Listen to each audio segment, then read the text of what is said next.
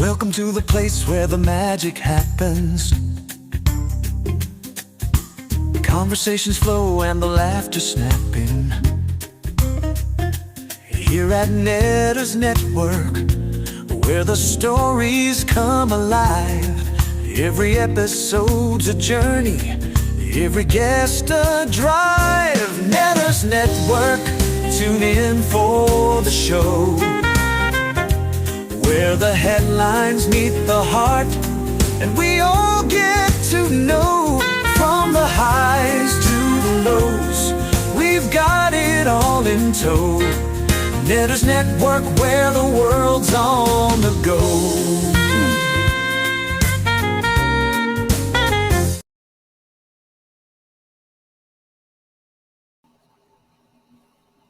Good evening, everyone, and welcome to another edition of Netters Network Thursday Things. I have a very special guest, as you can see, sitting over there to the side. But first, let me introduce my co-host. You know him as the guy at the end of the bar, the love of my life, Troy Pacelli. He's hiding in the corner there. Well, I was thinking of myself more as the cameraman, the technical guy. I wasn't planning on being on camera or anything, but hi! And, of course, my very special guest tonight, I'm sure you all know him, Pops. How you doing, Pops? And what are you sipping on? I am so blessed to be here. On brand, of course, for those of you that know. Yes, my Dr. Pepper Zero. Yeah, that is. I have a Diet Dr. Pepper. I have a zero sugar Mugs root beer. Not a sponsored stream. Nope. He's got. I should be a spokesperson for the Dr. Pepper Zero or the Diet Dr. Pepper. Like it's become absurd at this point. Like I saw Stone Loki this last weekend, and it was like I can't drink here. I have to go get a soda and then come back. I had to go get it and I don't really care. I'm just like, listen, this is what I drink. So yeah. Are alcohol brands allowed to advertise on YouTube? I'd like to get one of those sponsorships. I would assume they'd be able to. And in fact, I would encourage folks to reach out at this point. I think the YouTubing brand is pretty wide open, and people would find a low dollar option. If nothing else, you might be able to get some free merch out of it. I do feel like we were just talking about this. I don't remember. During one of my member streams, they were getting hit with adverts during the member stream. And I'm like, guys, that's YouTube. There's nothing I can do about it, you know? Does ad blocker work on those? It does if they're using it, okay. Yeah, but they have to be technically savvy enough to do that. That means I won't get the $1.250 from the ad dollars. Yeah. But especially on a member stream, it's like these guys are already members, paying members. They shouldn't be. Anyway, the point I was getting at with that was that the advert, they're asking why, and of course we don't see what's being advertised on our channels. We don't have any real choice in the matter. Yeah. So they're telling me, they're seeing the same ad over and over and over again. I said, I know why that is. It's because there aren't a lot of advertisers on YouTube, so they can only play the same one over and over and over again. And to some degree, that's true on the streaming services as well. I pointed out that there's a series I started watching on Amazon Prime.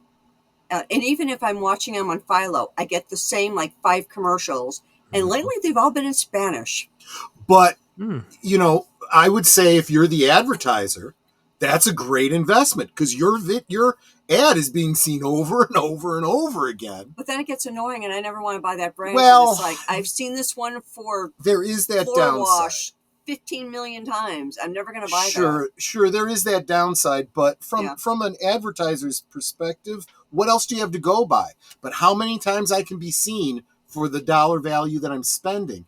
And as you're looking at, and a lot of the bigger channels are talking about this, looking at the numbers for the different streaming services and so on and so forth, saying how Netflix has beaten out Disney, but how YouTube has beaten out Netflix. So if you were an advertiser, let's start looking at YouTube. Hey, cameraman, I don't have a name. I did take the names off. Let me see what happens if I try. Well, it's like every once in a while I'll see Pops, and then it goes. Yeah, and my name keeps popping up. This is a reminder. Look, I'm on brand there. Going. Yeah.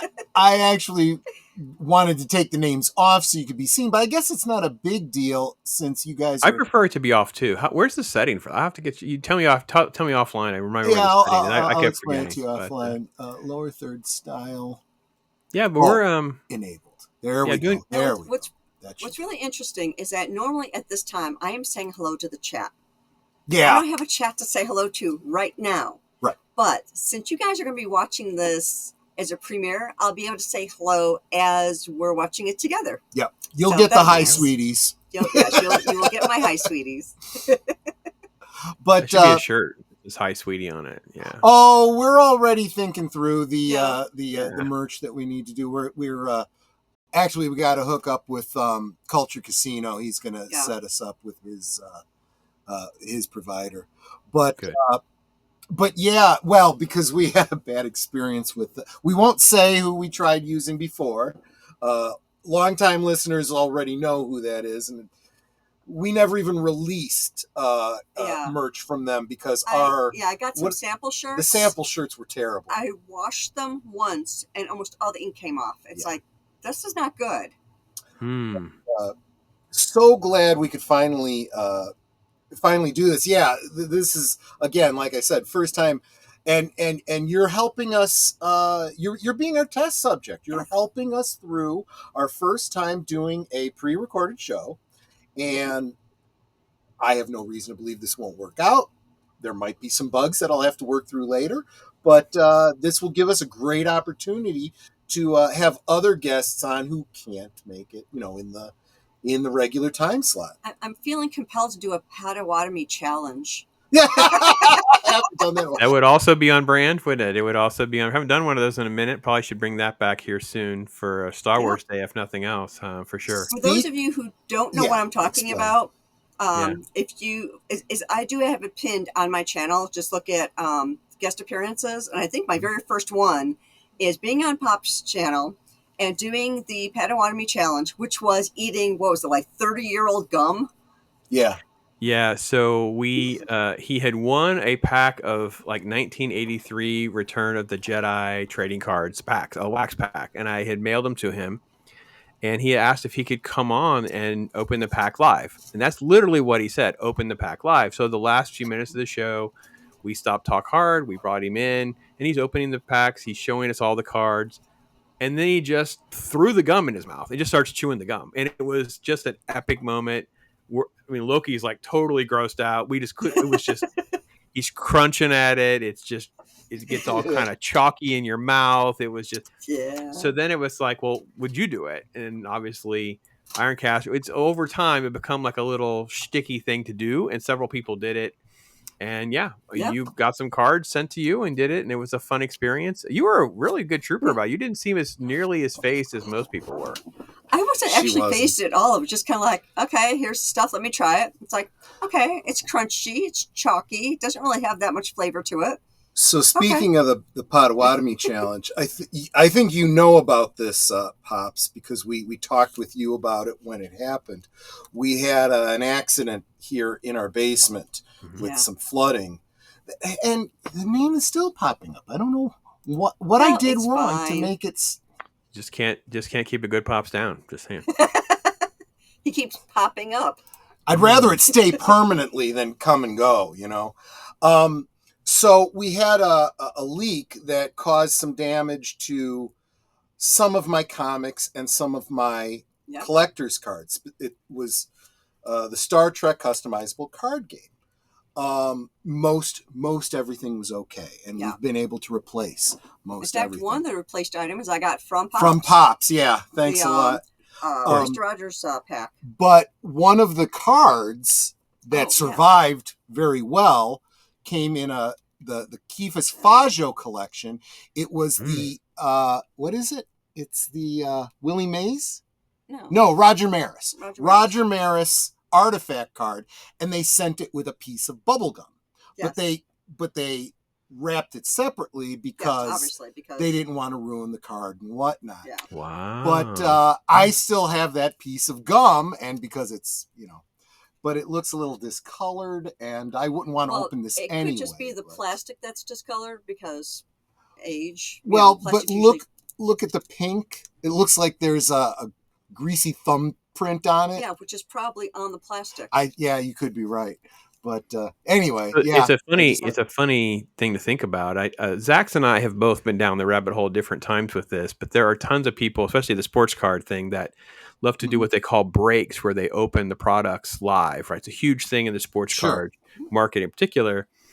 Anyway, I sent him a link. There was a person who went to a show and they bought a vintage pack, and I forget the year, so pardon me, folks, of the Mickey Mantle rookie card year. So it's a wax pack. Oh, wow. Of that, and they bust this thing open live. Of course, the guy gets nothing. But the gum, many times, if you buy those packs of gum, packs of cards, the gum will actually be stuck to the card that's closest to it. Card, yeah. And I was in trauma, and I was like, oh my gosh, he's going to get a Mickey Mantle card, but it's going to be stuck with the gum. I was just like, wouldn't that be terrible? Yeah, that would be the biggest trauma ever. And it is a little challenging. I've learned a couple tricks on how to get the gum residue off your card.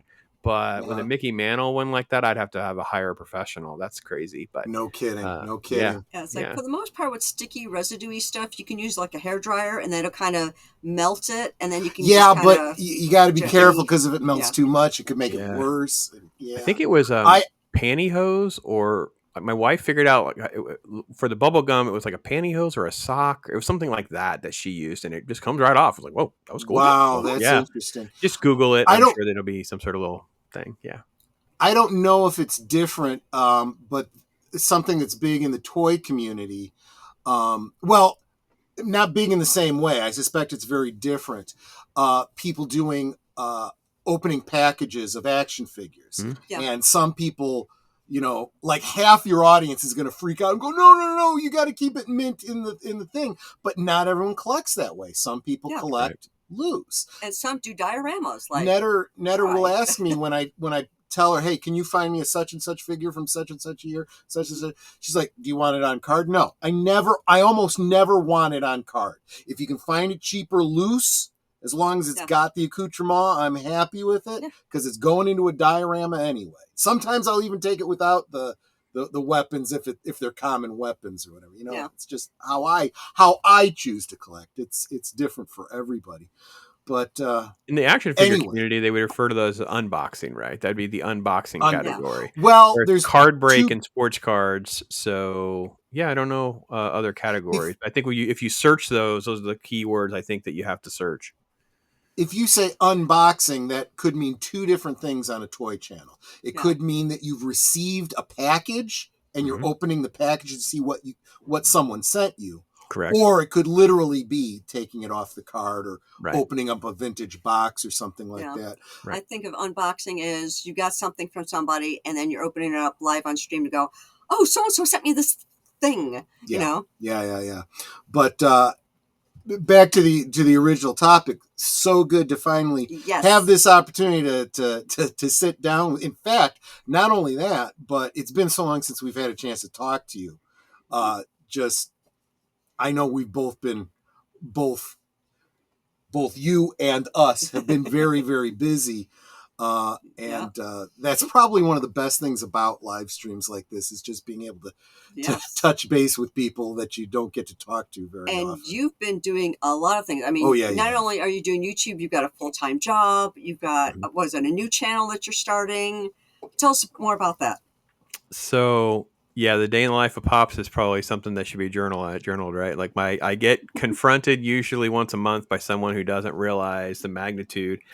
But I go back to like Tim Ferriss's book. I didn't really love the whole time management thing, but I did take away the fact that we grew up in an era where, we would go to school, we'd have an hour for a class and move to another class. And we have sort of like this programming where we do really well with bursts of those times. And, we weren't really in math class doing our English. We weren't in history doing our social stuff, foreign language, whatever. So I kind of have had a little bit of autonomy with my day job to kind of structure my tasks that way. And I realized that I can be more efficient. So as I kind of each year, I kind of recalibrate. And I really had sold. I think you guys know enough of my backstory that I'd worked in like other forms of media, running a website, doing radio work, things of that nature. And I kind of pretty much had gotten away from most of that. And then I made it all official in 23, where I sold the last official news website. I'm kind of out of all that. I have some press credentials to get some movie screenings through certain companies, but I don't really go to screening events or anything like that. So it made my life a lot smaller and manageable. It's like, how do we keep moving forward? And in 2022, of course, is when I decided to go Pops. That was the focus. So I didn't really work on any other YouTube channels. I stopped working on other people's YouTube channels for the most part. Might do a consulting thing, give some people some advice here and there, but usually I didn't charge. I'm just doing it for fun. And then during the pandemic, we had moved. So a very series of events kind of led us to that point. We moved 5 counties away. And when I say I live in the woods, I don't mean metaphorically. I live in the country with nice green pastures, whatever. I mean, I literally live right up against the national forest, the Ocala National Forest here in Florida. So connectivity is an issue at times. If I was going to do live streaming, what would I do as far as other things? And my wife's able to live out part of her dream to have more animals, livestock, kind of a farm. It started out as a small farm, like maybe a hobby farm, and now it's become more like, we actually raise animals to sell and to eat. So we have both avenues there. So yeah, my day is sort of a management of a lot of structure, a lot of to-do lists of where I'm at on everything. Everything's sort of like, I told my wife, I said, we really probably need to get a whiteboard, because I have one at work. I think it's brilliant. They took a whiteboard and they, instead of using like the markers, they have magnets on them, and they put the thing on the magnets and they just move the magnets around, because many tasks are just repeatable tasks that you're constantly moving. Yeah. You don't have, so it's like this constant flow of moving these magnets around and knowing what everything goes. So for instance, I do mostly pre-records like this because I have a lot more time restrictions in the evenings now. Let's say, for instance, I do Talk Hard. So I stop my day job. I run outside. I'm helping her do farm prep or whatever. We're in daylight savings right now. So as soon as Talk Hard ends, I race back outside, finish with animals, putting them up, whatever. So doing things after that, one, I'm exhausted. And then 2, I'd like to see my wife. We've been running this whole time, so it's a little trickier to do that. And then, of course, on weekends, same kind of thing. You got to run your errands. I live probably, there are stores around me, so I don't take this at quite literal, but pretty much major shopping is like 30 minutes away. It's like, it's most people drive that anyway. I kind of reflected on when I lived in the city. It would take 15 to 30 minutes to get to the mall or whatever because of traffic. And we do a lot of our shopping on weekends. So I don't really carve out a lot of time to do stuff like this. So I had to kind of restructure my approach to that as well. Like, how am I going to approach the channel? And then I never really I've been doing this since it kind of started. I've been doing eBay, selling my wares, comic books, cards, all of that. There's a couple local events here I've had great success at. So I've been doing those. And it's kind of like the blob, right? Kind of ebbs and flows of what I do. But that's still something that is really a passion I love. I kind of have that connectivity to Pops. I think the dream would be to be able to do that, in more on scale, but I'm also a little on the older side, so I'm not sure that's something I'm going to be doing. And then at the end of last year, just some chips kind of lined up. And even though it's more of the Mrs. Pops' sort of farm related topic, we're in the middle of starting another business that's in line with that. I don't think she really wants to kind of do a lot more YouTubing with that, because there is like a little YouTube farm channel or whatever. We don't really post on it, but we really should. But she's just not interested in that. So I was like, well, what else could we do with the farm that would generate more revenue and really kind of maybe replace, the other stuff. Mm-hmm. So we're in the middle of doing that. Eggs, you'll make a mint. Yeah, we take farm donations, and if the egg carton is full of eggs, then so be it. I don't believe the government should regulate my eggs, but it's definitely a sensitive topic.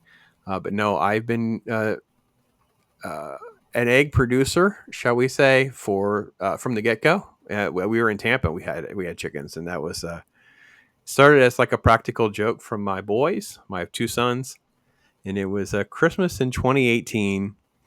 And I sit down. They're going to bring me my gift, right?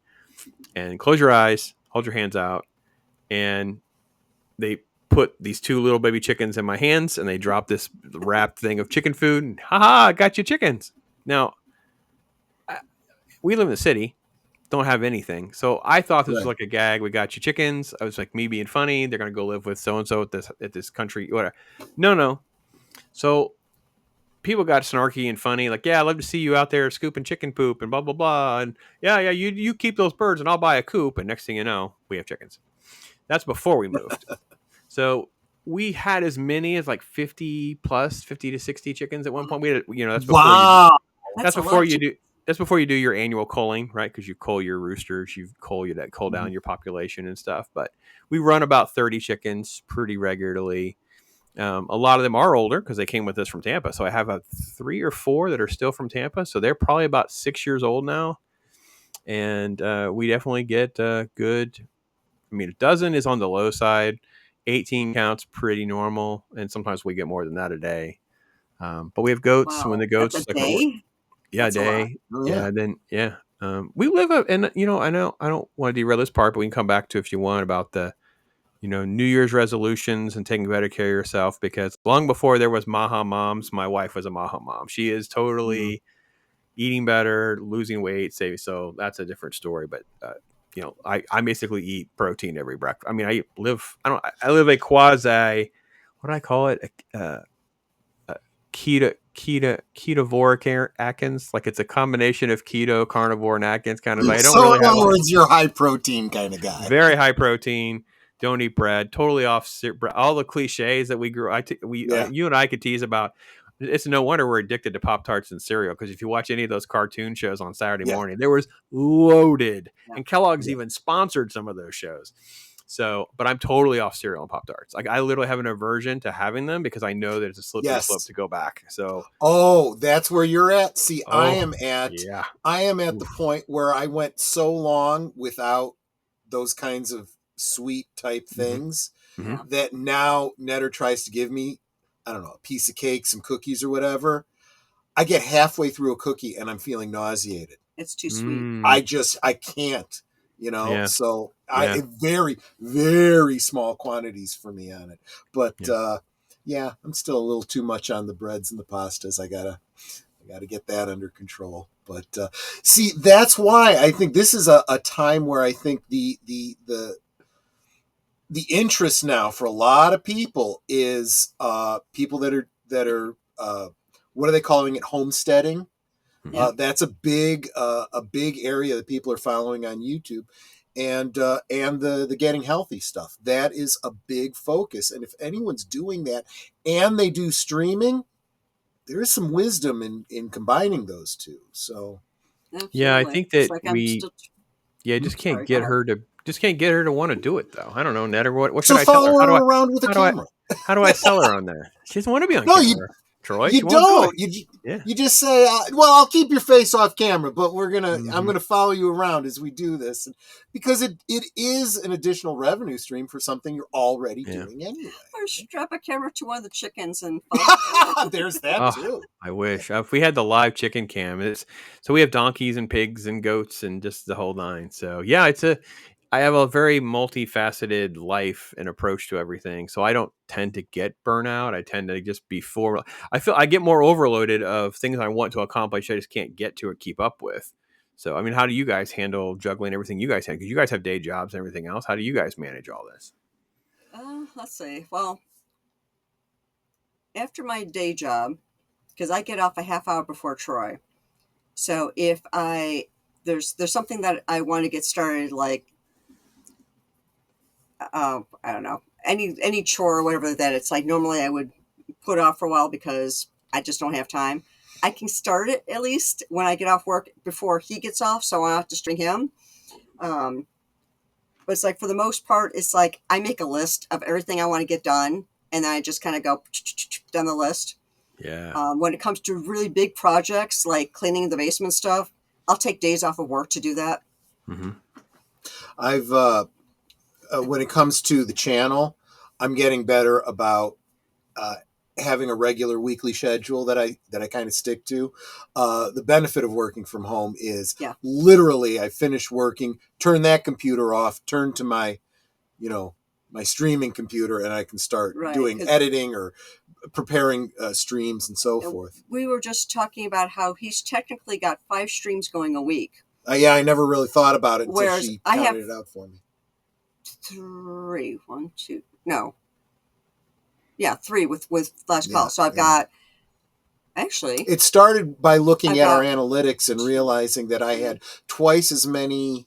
I have 4. The only one I don't do is Geeky Geezers. Yeah, I had twice as many lifetime views. Was that what we were Yeah. looking at? As she did.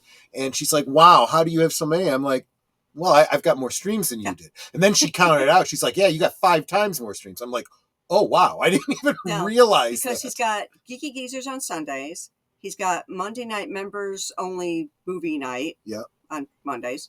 On Tuesday, he's co-hosting on Deleted Scenes channel for Spark 121, followed by Blake 7 rewatch right after that. He can't simulcast on my channel because I'm on StreamYard. We'll migrate you over to EV Mux. But then he's got Friday Night Last Call, so that's 5. And Geeky Geezers. Oh, did you start with Geeky Geezers? I started with Geeky Geezers, oh, okay. so that's okay, 5. Never mind. Yeah. So there's 5. Whereas I'm Monday night the movie. Well, I can't stream that one because I'm not a member. So I've got Deleted Scenes Tuesday, Troy on Tuesday for the Blake 7, Thursday Things, and then alternate Saturdays. Alternate Saturdays, which makes 6 for you then. I don't stream that one though. Oh, that's right, we don't. Yeah. Okay, so I've got 4. So there you go. Yeah, but that's you said you said you manage like a schedule now of how you organize and kind of plan and stuff like that. So that's, you find that really helpful, and it's incredibly it's necessary actually. I would say it's like I schedule. Well, all of our streams are scheduled. They're always the same time every week. Right. Everyone knows it. So for the most part, it's all 9 p.m. Central, 10 p.m. Eastern. And the fact that we have a team here, right? So so it's me and Netter, and I'm setting up most. She sets up her own streams, but when there's a change or especially a change in like the opening or closing or something like that, I'm doing all of that for her. He's my production assistant. In a lot of ways, yeah. Same with Deleted Scenes on the Tuesdays. And Age Boomer. And especially Age of Boomer. That's where it started with Age of Boomer. Yeah. I would get the notes for the week's news. I'd put them together in a outline with the links, send them to him. He'd put together the presentation, and then I'd set up the stream. And it had to be specific days because he needs enough time to put it together, but we can't do it too soon because the week is still happening for the news, you know? Gotcha. So once that started, I'm like, this is working. I got to do this for all the other streams. And so it just became a naturally occurring schedule, you know? And yeah, that's how it goes. And so all of our shows are the same time every week. Everyone in our community knows that, you know, on Monday it's going to be this time on for the members on Troy's channel. On Tuesday it's going to be this time starting on Deleteds and then going over to Troy's and then, you know, etc. Which makes for a great answer when someone says, "Oh, I didn't get the notification that the stream started." Well, where are you going to be on Friday at 9:00 Central? This is, you know, I start every night that or every week this time. So even without the notification, it's like the people that go, you know, like, I didn't get you a birthday present. You know, it's the same day every year, right? Yeah, do you, because like, I mean, it wouldn't work for every single one of those shows. Obviously the new show's not going to work, but some of those are like your movie watch parties and stuff. How far out do you guys plan stuff? Like, do you have like a whole calendar year? Or She's got hers planned out. My movie watches I have planned out for the entire year because mine's easy to do. She's going in alphabetical order. All those behind me, those are all movies. Those are all DVDs or Blu-rays. I'm going alphabetically. So right now I'm in F, and I've just planned out every other week because Big Al's the other week. So it's Big Al one week, me the next week. So like this weekend, this Saturday will be Big Al. The next one would be me. So I just picked 26 movies like in order and start setting up the streams for them. So I've got them on a spreadsheet, and I've got a couple already set up. But on Saturday, I'll probably just set up the rest of them. All right.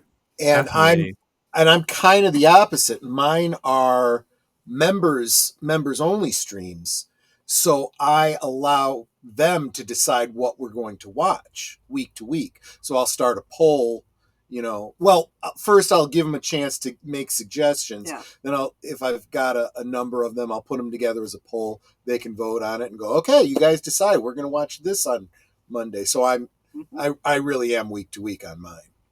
I think people really should look at trying to get to-do lists and structures. Number one, like what Netter described, is the clinical definition of getting your dopamine hit. Yeah. You write it down, you cross it off, you literally are getting dopamine hits. Yes, Your body is exactly. literally like, you feel like you're accomplished, you're getting things done. And I have menial tasks as well as just the ridiculous ones I know I'm not probably going to get to, but it's just, it all kind of flows. And then with the structures of the shows, so Ironcaster started like the massive talk hard list, because we got into this and we basically created the list, because we do have like a count. We don't number the shows, but we have it. Mm-hmm. We know what number show we're on, because we're trying to calculate when are we going to be on show, because we're coming up on show 150, because it's been like 3 years. So it's like, where are we going to be? So we have that running list, and then annually, it's more than annually, because we already talk about things that we'll do in 26. So it'll be like the 40th anniversary of a movie, or the, whatever type of anniversary things. And then, because my schedule's changed, but I would have done this the same before, but right now I do the Friday Pops cast, and I'm doing what I call the first watch, which is like the first time you're watching a movie forever. So for instance, Gord King and I, and then Baron Ormontag and I, we've been changing up. We just did Mary Poppins. Like, Gord King hadn't seen Mary Poppins before, right? We're getting ready to do Rocketeer, because Baron had never seen Rocketeer. So these type of movies, and I have just a rolling schedule. And then I have like the list of what's next. And, I premiere those, so you can't schedule them. They're not live streams. So it is a little frustrating, because I would love to have them in the system to be easier to notify people, but I can't record them live. I can't do them live.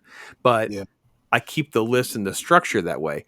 Talk Hard, it's tempting to schedule out stuff for like October, because we know which ones we're going to do. We have certain ones. We have some months we don't have a lot of detail, but I think that it gets us excited. I don't know about you guys, but I look at something that's on the calendar that's coming. Oh, we got to do, because we're getting ready to do The Accountant. Now, The Accountant is not a big name movie that most people have seen. It's a Ben Affleck movie.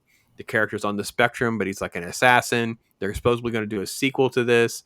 I'm like, I think this Accountant is a very underrated movie, and I know most people haven't seen it. So I'm actually pretty excited about it, because it's been on the calendar for a minute.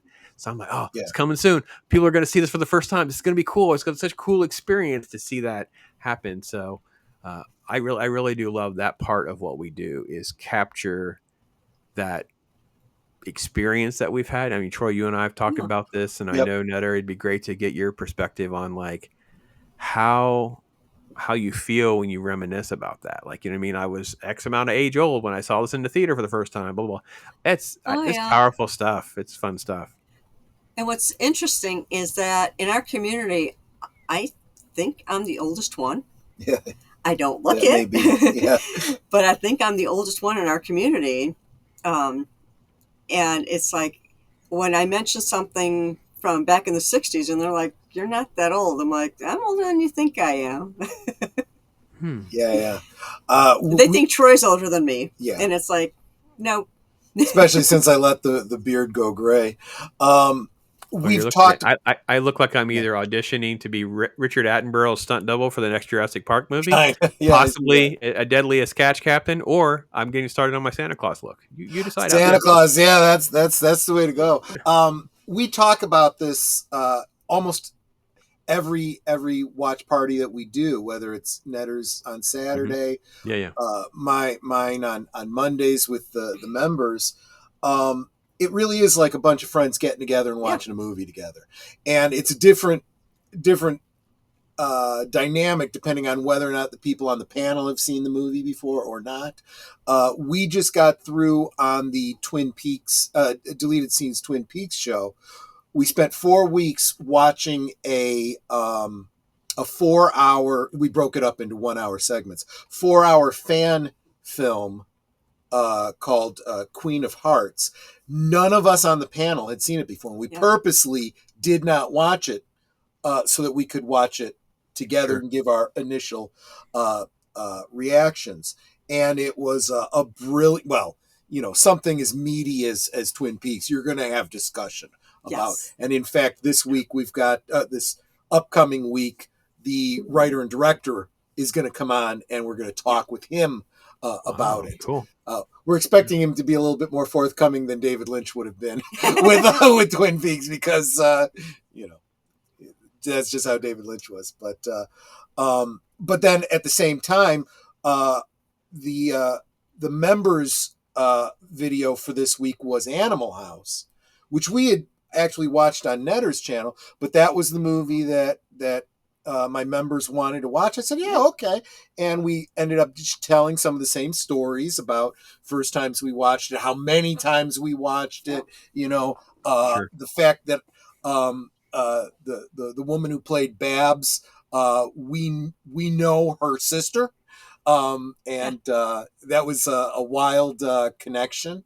So just like when we see movies or that are like based in Chicago, we're like, okay, well, that neighborhood is over by such and such, Yes. and you Blues can't actually Brothers take was that big on train that to one, get to this section, and da da da da. Blues Brothers, Planes, Trains, and Automobiles, Home Alone. I was going to say, I Breakfast would, Club. if I ever came to your area, I would just want the John Hughes tour. Just take me around. Yeah, we'd have to do the John Hughes tour. I'd throw in a Blues Brothers And reference Risky or two. Business. And Risky Business. Oh, Because gosh. that was also in the Burbs. That's one that I really want to do a watch party of sometime real soon is Risky Business. I love that one. But no, yeah, you're absolutely right. And speaking of if I'm ever in your neighborhood, we missed an opportunity. We were just down in Florida a couple months ago. Yeah. Oh, Yeah, we're there for MegaCon. We were down for MegaCon. no way. Yes. Oh, man. And it was if I knew that, I would have. My daughter went. My daughter was there with her. Oh, wow. Yeah. See, we it was a last minute thing. Gary Ambrosia reached out to us and said, hey, you guys going? No, when is it? Oh, in 3 weeks. And it was we started and Netter did her Netter foo. Okay. You were asking about like how do I keep things together? Yeah. Okay. Good story here. Gary invites us, or he asks if we were going. So I'm like, okay, we have 3 weeks. And I started looking at, okay, do we want to fly? Do we want to, what do we want to do? How much are the tickets? Yeah. All this kind of stuff. stuff. So I started looking at prices, and I'm like, how long would it take to drive to Florida from Illinois? And I looked it up. I said, okay, it's 18 hours. And Troy doesn't like to fly anymore. Frankly, neither do I, just because people. Yeah. Well. And I said, we can drive. And I was half kidding when I said it. I'm like, it's 18 hours. We can do it. He goes, yeah, okay, let's drive it. I'm like, seriously? Okay. So break it up into 2 days. I could do that, sure. Go see something. Either way. Go see something, and then go the other half, and then on the way back go a different way. And that's what I would do. But yes, that's So what I ended up doing is I got the tickets for MegaCon. I booked the same hotel that Gary was going to be in because I was like, which one are you going to be in so we can all kind of like meet up easier. And then I figured out when we would have to leave to get there and not miss anything. So we left the Wednesday night right after work. I mean, literally, as soon as Troy got off work, shut down his computer, we jumped in the car. No, Tuesday night. Tuesday. We jumped in the car and started driving. And we were there for dinner on Wednesday. Yeah, we were there for dinner on Wednesday. We stopped at 1 o'clock in the morning in Chattanooga, Tennessee, grabbed 4 hours sleep, grabbed breakfast, which was horrible at that particular hotel, and then continued on our way, and we were there by dinner. And because I pointed out that it's so expensive to fly, it'd be so much cheaper. Even just gas money is going to be so much cheaper. If we get anything while we're there, that's the biggest problem when you're traveling. If you travel and you go to a convention, you want to buy some stuff or whatever, you got to try and figure out how to get that back. You either got to ship it or you got to carry it on or whatever. And airlines have baggage weights and, so, and how many you can bring with you. It's like, I can throw the stuff in my trunk. Yeah. No one's going to tell me what I could put in my trunk. So it ended up being a cool thing. But then what we did was we did meet up with A.G. Boomer. We'd never met face to face. We streamed together every single week, twice a week, actually. And I was disappointed because he didn't have his tractor. Yeah, right, exactly. But His avatar is an old man on a tractor. That's not exactly. him, Oh yeah, and I it's mean, not his tractor. he should have at least been wearing John Deere gear. I mean, I'd be Yeah, disappointed if exactly. that was not the But case. it was such short notice for him. He's like, all I could do is drive up and have dinner with you. That's fine. Yeah. That's great, and he did that. Next time around, though, we'll plan it out more in advance. We'll tell him, we'll tell you, and we'll just make it a big meetup. In fact, we already told Gary Ambrosia And Andy Masterson. Yeah, I Andy was said, there. Yeah. yeah. I said, let's make this more of a and Culture Casino. Let's make this more of a YouTube meetup that happens the week of MegaCon, and only go to MegaCon one day if there's something like someone's exhibiting or something, Gotcha. Otherwise, Yeah, like if Snarky J is there, I'd want to go see her. She was there too. Yeah, we met up with Stone Loki, and his wife came down, and we gave them his wife hadn't been to Disney since she was like a child, and he hadn't been in years. So I said, "Well, we're not going to Disney.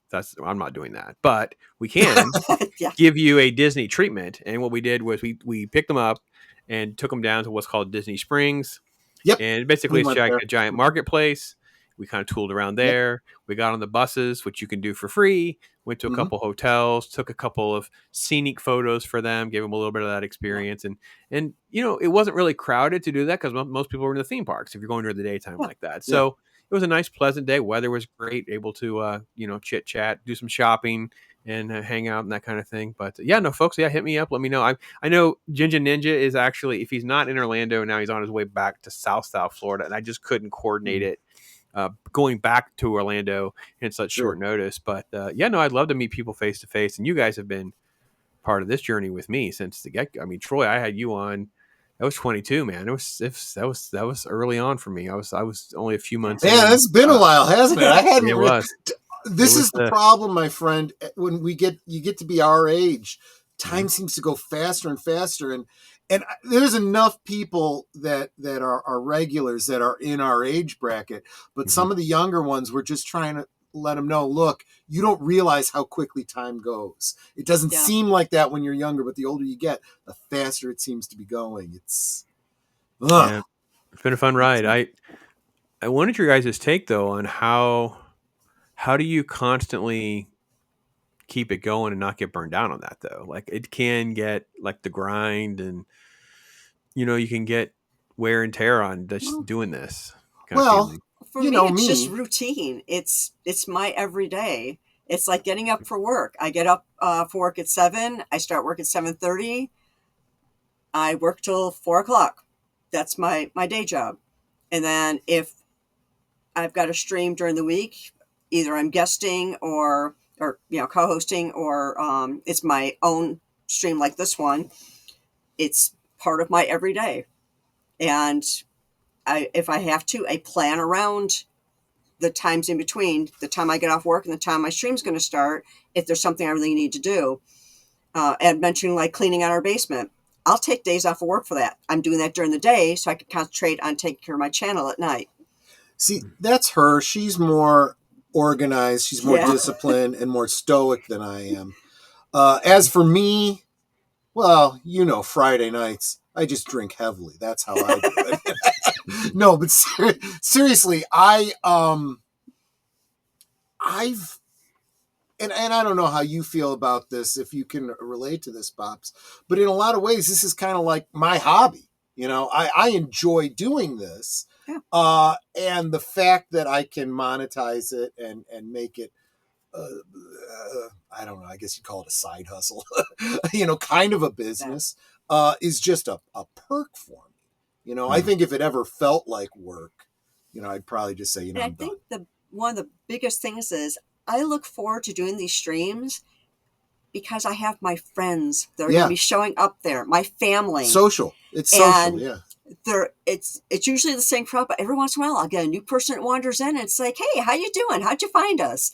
And I'm looking so forward to seeing my family, my friends and family. I consider our community being my family. So I'm just going to say my family.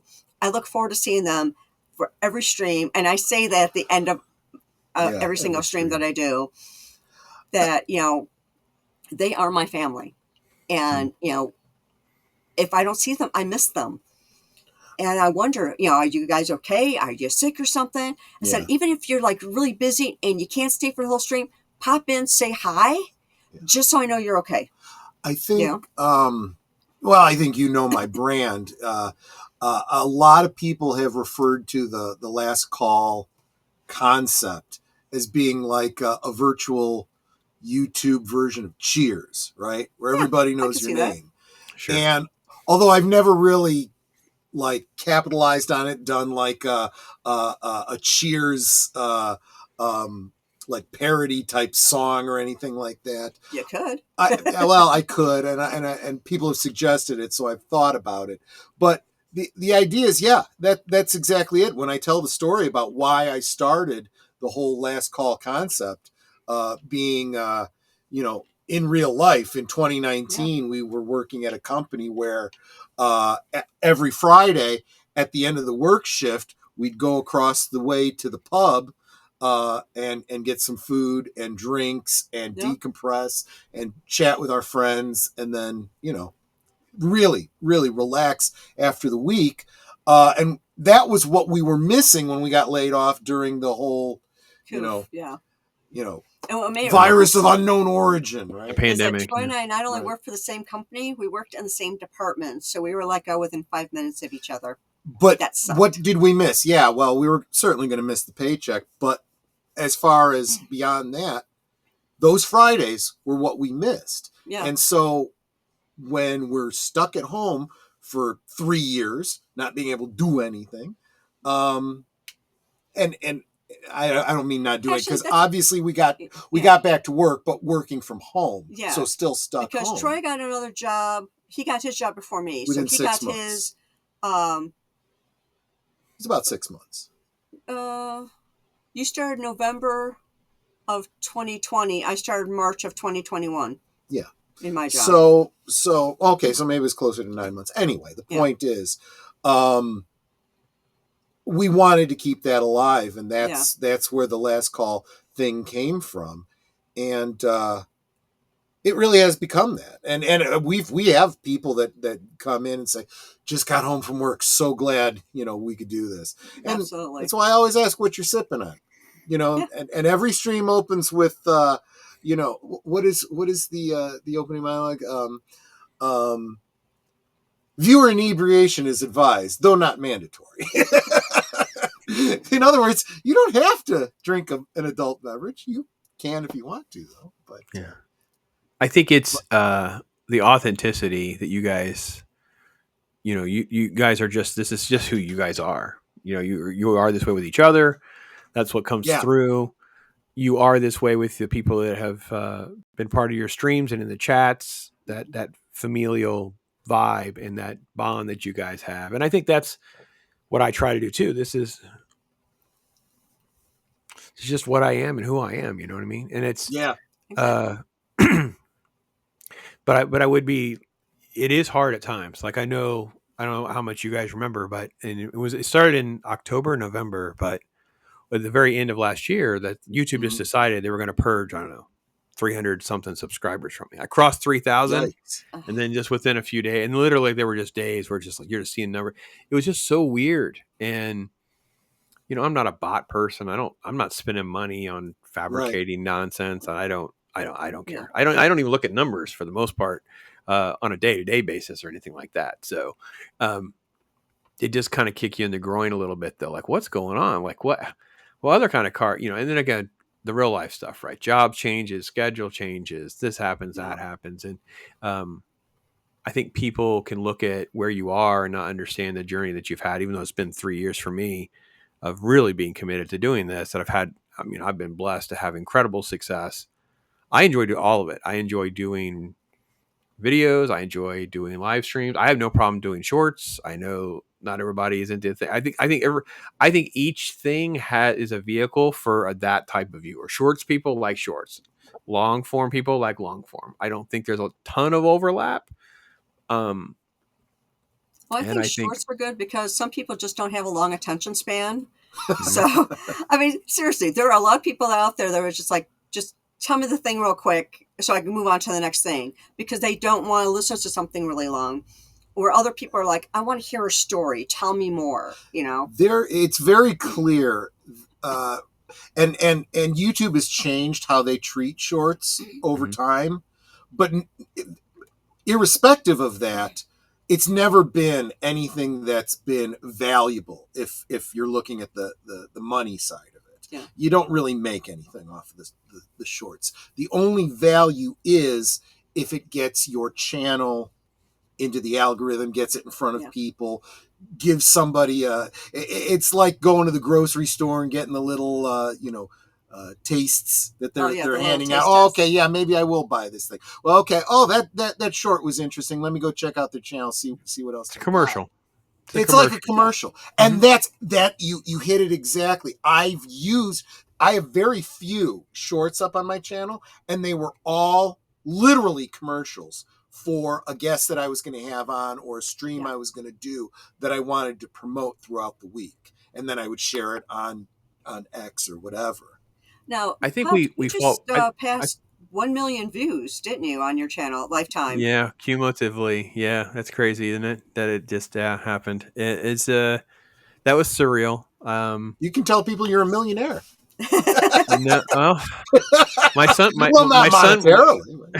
my son was surprised, and it doesn't come as a surprise in a lot of ways. A lot of our family and friends that are closest in our circles of real life aren't really part of this world, which is kind of Sure. weird. We Yeah. would love to spend more time together physically, and yet the people that are around us physically don't connect with us in this world. So Yeah. they were kind of like blown away, like, wait, a million? Like, you know what I Yeah. mean? So, but I've been doing this for so long before I was doing the Pops channel, that I understand. I don't believe in being clickbaity, and I have to define terms because I think a clickbait is you put a title in that says something that everybody wants to click on, but that's not really what you're talking about. It's a bait It's and like a switch. bait and switch. Yeah, Right. exactly. Don't believe in that. However, I do believe in clickbaiting in the sense of sometimes using some hyperbole or addressing a title or a thumbnail that can really get someone's attention, or maybe I don't want to say exaggerating, but kind of like dialing it up a little bit more, right? You can make something a little more, intense, if you will. Like, Sure. I'm not going to lie, but I also am not going to like pretend that you can't do a little bit of that. I'm a student of the people that are ahead of us, like the people that are doing this, millionaires, like Mr. Beast. And he had made a comment about experimenting, made a comment about going back and changing thumbnails, readdressing your title, and I was like, I never even occurred to me. So I've been a student of playing with that. And a prime example, Troy, would be you and I did a Star Wars Day conversation about the horrible yet glorious Star Wars holiday special. Yeah. And there's a moment in there where we're talking about the Harvey Korman chef satire parody sequence, right? Yes, Gormanda was the character's name. Yes. And you're talking about how, and Netter, you would remember we grew up on like Bob Ross and Julia Childs. So we're talking about how this wasn't even possible back then. How would you ever have painted and kept? There was no VCRs. So I made that into a short, and people made it viral because everyone was commenting on the fact that they had VCRs. And I'm like, okay, hold on. In 1978, nobody we knew had VCRs. Like I'm sure there are people. My aunt and uncle had a VCR. That came way later. Like it was, So, I'm talking for my channel at the time, a little short. I was like, wow, this was crazy. I didn't get a lot of views at first, but eventually I did. And I got a lot of subscribers, and the watch time I'm like, wow. Of course, listening to Mr. Beast and others, they're like, you know what? Take your successes, and revisit it. And during that time, the software that I use, which is Opus AI, had changed. So I could actually change the short. I could edit the short. I could make it a little bit different. I actually made it. I improved the short, basically. Sure. Yeah. So then I took the old one and just made it for members only, published the new one, which is basically the new version of the one that did well, and it did well again. So I was like, wow, this is interesting. So I've been a steward of like, how do you manage all this and whatever? And I think that that's part of the fun for me. It's kind of the game, if you will. Like I don't, there's no analysis to paralysis. I probably should spend more time doing some of that kind of stuff, but I don't sit around and talk about Andromeda Strain because I think I'm going to get a lot of views. I do Right. it because that's the movie that I'm watching right now. All right, I'm going to document talking about that. Do I kind of put the I probably should do better, but I try to maybe, is it worth watching? Did it age well? I try to put little things or hooks that might agitate people. Like I love Overrated. Is this overrated? You know, or is this the best Christopher Nolan movie of all time? You know, so Is Die Hard a Christmas movie? Yeah, that'll get people going. it is never took off for me, but we did a whole stream on that. I've done shorts on that. It still doesn't take off for me. I don't understand why that one isn't. Alien vs. Aliens didn't take off. We'll see. This week is Terminator T2 again, so we'll see if I've gone hyperbolic enough. There's so many people that do it. I think it gets lost in the That could be search. Like you don't come in, you know what I mean. So I think you can do better. Okay, our biggest talk hard. This is crazy. You're not going to believe this. Our biggest talk hard is a movie that stars Tony Jaa. It's a martial arts movie, kind of like a la Jackie Chan from back in the day. It's called Ong Bak. And this movie is insane. This dude's martial arts skills are so next level. There's one scene where he's doing these leaps and through panes of glass. And this is like low budget. This is not, and they have this great, creepy, weird villain. And that is by far our biggest talk hard. Loki loved it. Have you ever seen it? No. Let's do it. And there's no competition. No one's talking about it. So for us, we spent a whole hour and a half talking about this movie that whoever likes it wants to know if anyone else likes it or what's it about. They find us. So there is something to be said for finding that balance between the commercial big hits and the others. So I don't know. I can't complain. I mean, I'm so blessed. I can't believe I'm at a million views, and the subs keep growing and we just keep moving and churning along. So yeah.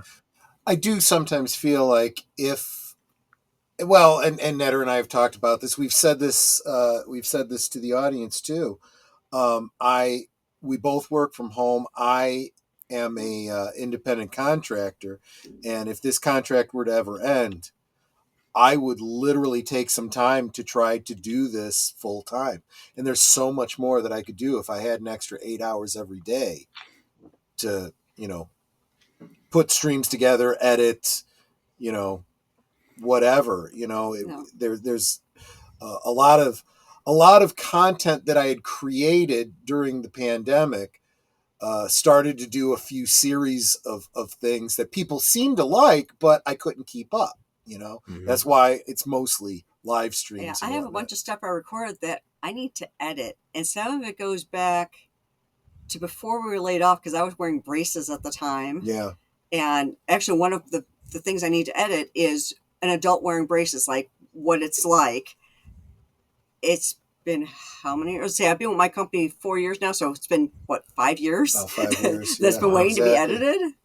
So yeah, I totally get that with what Troy's saying about if I had a little bit more time.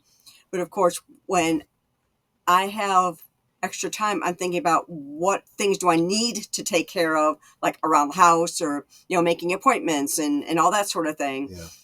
Yeah. Whereas, when Troy's got a little bit of time, he's thinking, okay, maybe I could set up this stream or do this thing, or I've got this idea for this thing. So we've got a couple of different mindsets there. Mm-hmm. Mine is more things that I need to take care of. Like I said, the appointments that need to be made and all that stuff. I take care of all that stuff when I got a free minute. Whereas he thinks of more things that he can do for his channel, or how to, like he got the songs written for the one you heard at the beginning. He didn't, was it AI told him to do something? Right? Wait, how'd you do it? Yeah, partly. So actually, you put me onto Grok. Yeah. And I had Grok put lyrics together for me. Then I would take those lyrics to Suno and tell it exactly what style of music I wanted. And, there you go. I have found that it does need some editing. Just like if you do an AI illustration, you might have to go in and touch up how many fingers are on someone's hand or something like that. Well, same thing with the music. You might want to maybe clip the ending a little bit and check that the lyrics make sense. And then I take that song and I export it.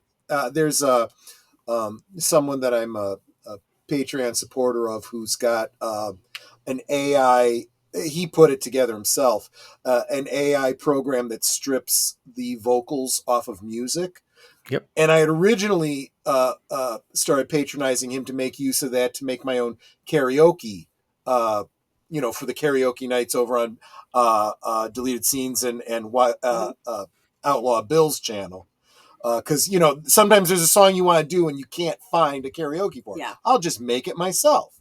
And then I realized, hey, I could use that to strip the vocals off of an AI generated song that I just created. So I just have the music for the closing credits. And, Yeah. Yep. He's really good at that stuff. It's been a fun ride learning and seeing how AI, because it is like having a couple of college kids or like the 1950s secretary at your disposal. Like it's like that kind of tool. And I agree that you need to check its work. You need to, do whatever.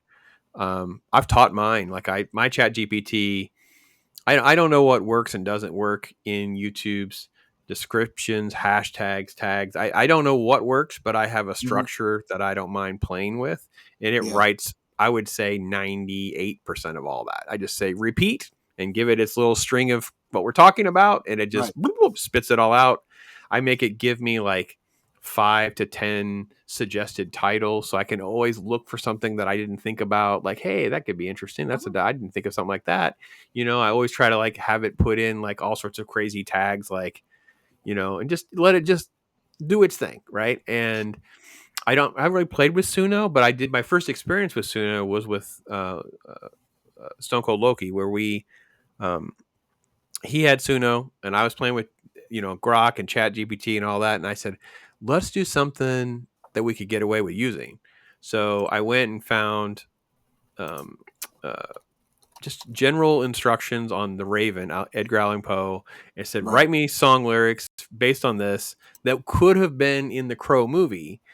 And then he took those lyrics, put them in, made Suno. And then I told it, all right, well, let's get all these AI Crow images.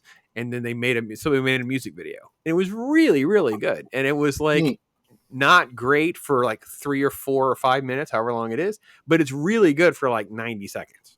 You know what I mean? Yeah. You could make a 90-second that was really good. And I'm like, man, and this was months ago, if not a year ago. This is a long time ago. Scott, and these Troy, things are getting better. I've been on this AI train for a while. Yeah. So fun stuff. And who knew all this was going to happen? Who knew? Let me give you because I joke. Yeah. My wife's teasing me. I'm down that rabbit hole. I'll say things. Troy will get the reference for us. We can try to understand what the New York Times effect on man is. I'll try to. She'll be like, "What is wrong with you?" And I'm like, "Did you know there's a mashup between the Bee Gees and Tupac?" She's like, "What?" And I'm like, "Yeah, the world is so big and different now. There's a Tupac Bee Gees mashup. There's a mix." That's my rabbit hole. I go down these rabbit holes, and she's like, and then sometimes she's ahead of me. I'm like, "What?" She's like, "The disturbed sound of silence makes me cry." She's like, "Yeah, that's from like 6 years or 9 years ago." I'm like, "Yeah, I know, but I didn't see it until like this was several months ago." And I was like, "Yeah, I know, but I didn't see it." Now of course, YouTube keeps feeding it to me because I guess it likes me to cry. So that's like how I was with Johnny Cash is doing the cover of what is that? Is that the Pain song that he does? The Johnny Cash Pain song? Oh my gosh, yeah, made me cry. Yeah, for sure. I mean, it's and then I tried. I'm like, oh, this is a cover. So I go and I seek out, and I'm like, yeah, that's just not my thing. But this one hit me right, exactly right. Yeah, we all know all about rabbit holes. Troy will go down a rabbit hole about something, and it's like, you got to see this, and then we just start watching these different things, and I'm going down the rabbit hole with them. But now I'm starting to really understand why there's so much vitriol from certain segments against AI, because it allows people like us to have a voice that doesn't involve them. And it's like, okay, But they weren't. it's And I hate being the critic, but I've been dealing with this crap for a long time. yeah, Coming from a radio background, these weren't people who were being easier to get along with. Like this goes right, back to like Napster and Metallica. This yeah, goes back to, look, dude, I don't like your whole album. I just want to buy the one song for $1. But if a right, million of us give you that $1, that's better than us not buying anything. And that's what you right, get. So, uh, yeah, I needed this intro done. I'm not paying you $100 for a yeah. YouTube channel that's not monetized to get a 18-second intro done. Like, what? Are you out of your mind? Like, no, stop. So Yeah. it is the world that they kind of forced upon us in a lot of There ways. is So, there is another model that falls into that. mhm. It's, I guess you could call it the happy medium. The theme music that I found for the Live from Sparkwood and 21 that we use is a YouTuber who is making like retro synth type music, Mhm. and he makes it available for free. You just go to his, as long as you attribute his YouTube channel Mhm. and the video, you can use it. And every single week, every video we put out is a link to his channel.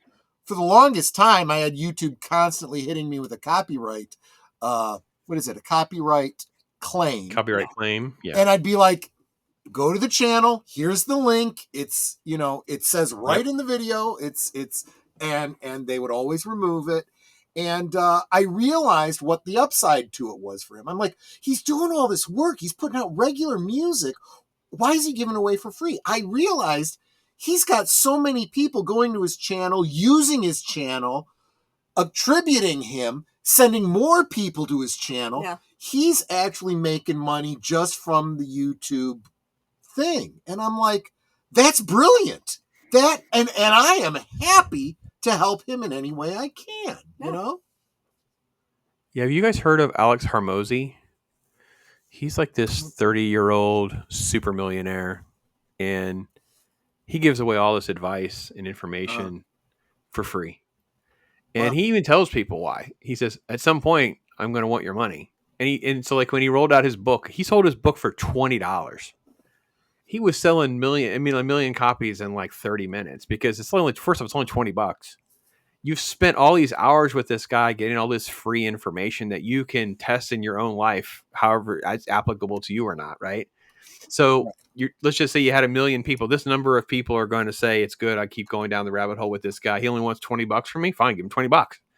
So the idea of just continuing to put stuff out for free as well is definitely, there's a large upside to that. Building the trust and being authentic with people is so important to building that brand. But I wouldn't mind paying the guy if he's got something I really need or whatever. But it just still drives me crazy. Like AC/DC, I just want like 8 seconds. Or I just want, you know what I mean? Like, can't you just license? I mean, how much are we talking here? Can I just get this intro? Or it's just silly to me. But yeah.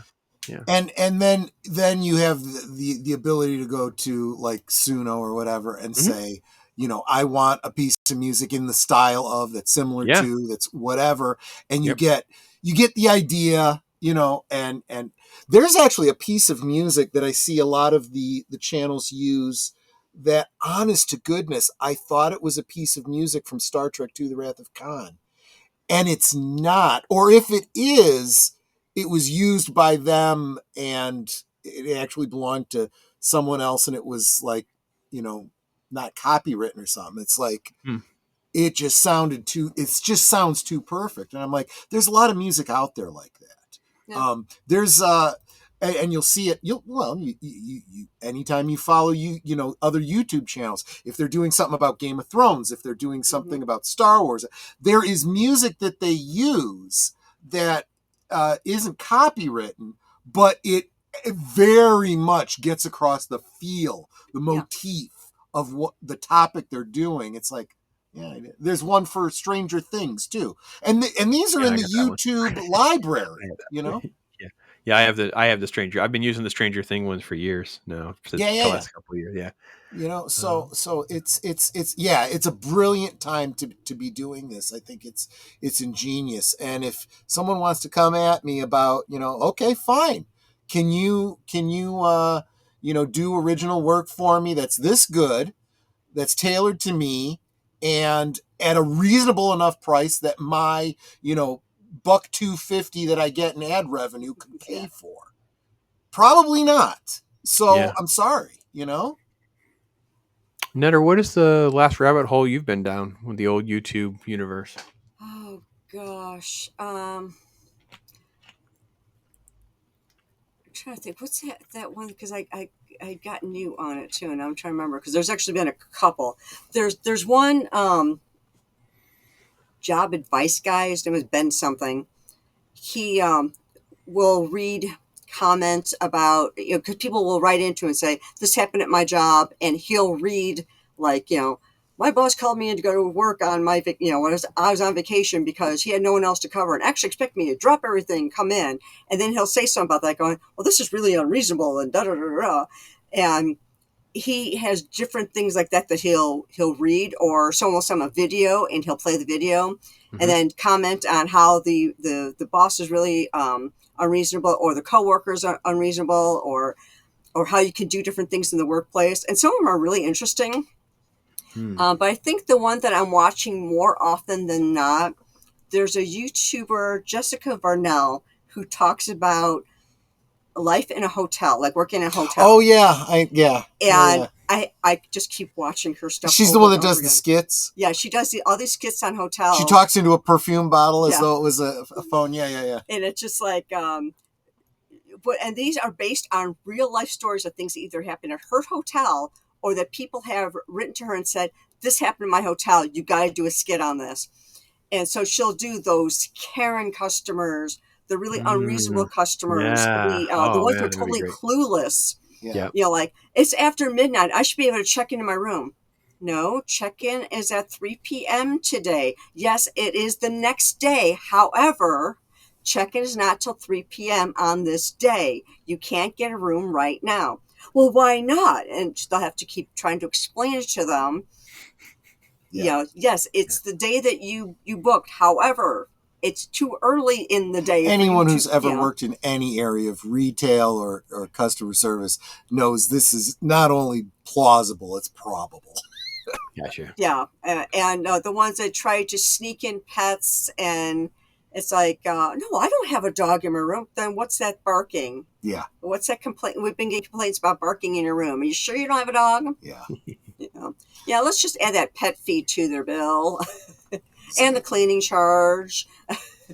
But I can do this, right up until we gotta air this. But I know you have a limited time. We're past the 1 hour mark. I don't know how long. I'm good for about between 15 and 20 more minutes. I'm good. Okay. I'm good. Yeah. Well, whatever you guys want to talk about. We'd start wrapping up anyway. So why don't you tell us what you have upcoming? That you want to tell people about. Yeah. So. Or is there anything we haven't discussed that you're like, hey, I want to let you know about this thing? No, I think that we just kind of danced around some different topics and some stuff that it's just really fun to do this. I'm glad that we're able to get some time together and be able to spend some time together. Netter, I think it's just still so amazing to see how far you've come. You know what I mean? Like when when Troy first told me, she has this channel or whatever, and I'm like, wow, yeah, she did. And I think I texted him or messaged him back the next day. Yeah, she taught me how to fold a fitted sheet. Like it was the next. Yeah, exactly. Still one of her most popular that kind of videos. Oh, it was genius. So I think that was great. She referred to it herself one time. She forgot how to do a fitted sheet. She's like, watch your own video. Hey, that's the to best. Remind myself. That's the best. But yeah, no, I think that it's great to have folks that were kindred spirits on this journey together and do this. But yeah, my life kind of revolves around that Tuesday night. Talk Hard kind of become a thing that I never expected it to become. And 5:30 Eastern time on Tuesdays, going to get together with the family basically and just talk about something nerdy, have a few laughs, and I have a Monday, but that's really Ironcaster is the first one to say this, and I'm like, yeah, it really is kind of like how my week is designed around that Tuesday show. Currently, I have the first watch are on Thursdays. 10:15. That's when I premiere those, and then on Fridays my Friday Popcast, which is it's not for everybody. Like it's just an odd. I needed something that would capture uh, Friday for me. And I remember, the 80s morning zoo radio shows where they're blowing whistles and it's Friday, Friday, Friday. Not also it's just these extreme ridiculous things. So I have a montage of that in there. I'll play retro commercials based on my guest and then whatever topic we're talking about. So, but I do a lot of regular videos. Like I watch a lot of stuff. I mean, I actually keep a log. I don't know if you guys are on my Twitter group to see that I have a log of how many Yes. movies and shows that I watched. Mm-hmm. My count is insane. Like my missus is like, what on earth? So let me see. I'll give you the current count because I actually just calculated it up. Yeah, I watched 56 movies and 163 episodes of TV, plus whatever I've watched in the last couple of days. So it's a lot. But I love doing this because it's a way of sort of like time capsuling some of that. Like different, this is a review or is it for a show? And I'm revisiting Batman animated series. Last year I did Star Trek, the original series. I'm not really a Star Trekky guy, so it was kind of a noob perspective on that, and folks really Nice. had a good reaction to those videos. I need to go back, kind of pick it up again. So I do a lot of those type of videos, a lot of throwback movies. I watch a lot of old movies, so. And I'm a rabbit hole guy. Like, so when we did the Westworld movie, that got me down Michael Crichton, which got me to Andromeda Strain, Future World, which got me over here and watching Planet of the Apes again. And I'm watching. So yeah, that's kind of how I roll with things. And then I do some comic book stuff, not as much as I did before. Comic books a rough industry right now. I don't know how you guys feel about all that, but it's kind of it's feel like we're happening again. Like it was the precursor to the problem we had with the politicization of entertainment and some of that. It happened in comic books first. I feel like we're still stuck there in comic books, but it's not the same. It's low quality. It's not about politics per se. So I've been ranting and raving on my. I don't know if they're member only or not. I kind of pick and choose sometimes, but I've been ranting and raving about the Hercules comic book because they did characters that don't have faces, even when they're talking. And I'm like, it just makes my head hurt. Like I don't. So don't do as much comic books as I did, but I do enjoy it a lot, as you can tell from the room behind me. Mrs. just put in a new, you can't see it because of the circle, but she put in a new row. I have another row. My graded books can go up there. So I got a third row coming in. She's that craftsman, not me. She does that. I'm the farmhand who tries not to get fired.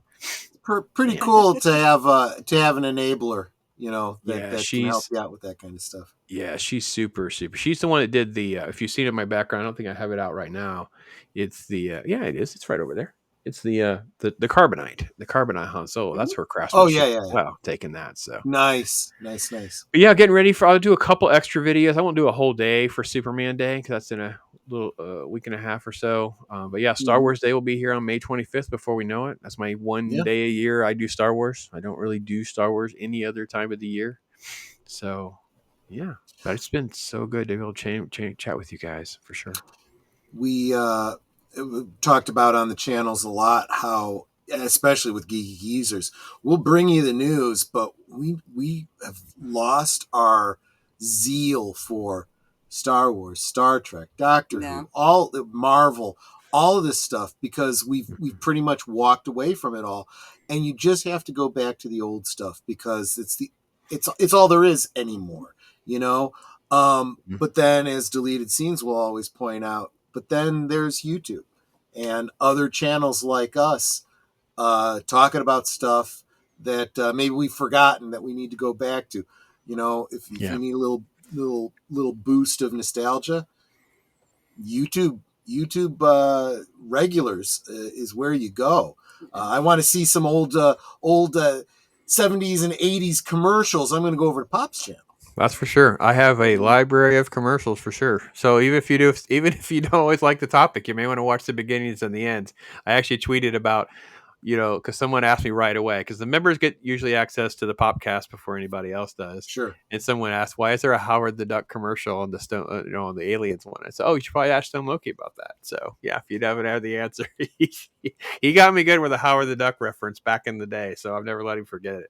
So yeah, I love my old commercials. I love the nostalgia feel of time and place of that experience of what it's like. And we're getting ready to do the Great Escape for Talk Hard. We're getting ready to do some anime in May, which is my noob experience as well. Sure. So I enjoy that journey into all of this.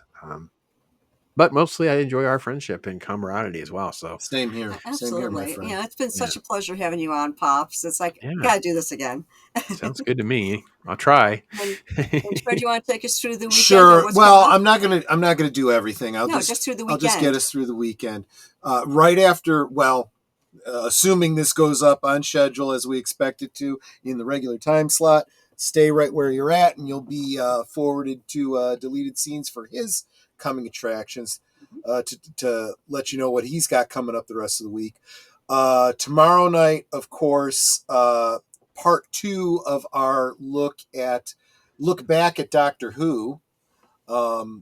This time we're focusing on Tom Baker, the 4th Doctor.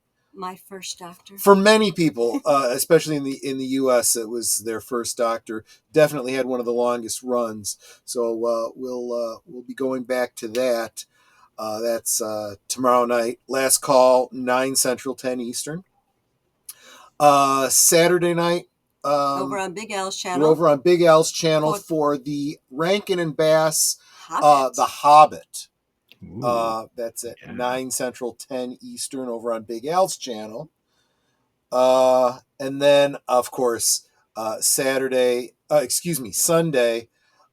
Central, 9 Eastern over on Age of Boomers channel for Geeky Geezers. It's going to be a games heavy one. We got a lot of game news, and I can't tell you what that is because I've just seen the articles popped up. I haven't even had a chance to read them yet. So you'll have to tune in to see what we're going to be talking about on Sunday. And of course, before we sign off, you all know what I always say. We can talk amongst ourselves, and that's all well good and fun. But it's so much more fun when you guys are joining us in the chat and you're dropping your comments, questions, trivia, being goofy, whatever it may be. And it doesn't feel like we're separated by miles or continents in some cases. It feels like we're all hanging out in our family room. We're passing the popcorn and having a great time. And you guys, you know you're not just our friends. You are our family. We love you guys, and we appreciate you so very much. And you could be anywhere right now, and you're here. And that's so encouraging. So thank you for encouraging us on the panel, as well as each other in the chat. And thank you for the many, many ways that you support our channels. I mean, it's not just the comments and the thumbs up. It's sharing our channels, the super chats and super stickers and all of that. Thank you so much for that. Mm-hmm. And remember, if you can't be here for a whole stream, can you at least pop in and say hi so I know you're okay? Because otherwise I miss you and I wonder if you're okay. But until next time, good night and God bless. Yep. Thanks, everyone. Pops, we'll see you on the other side of the credits. Everyone else, we're going to send you over to deleted scenes. Take care. How do I do this?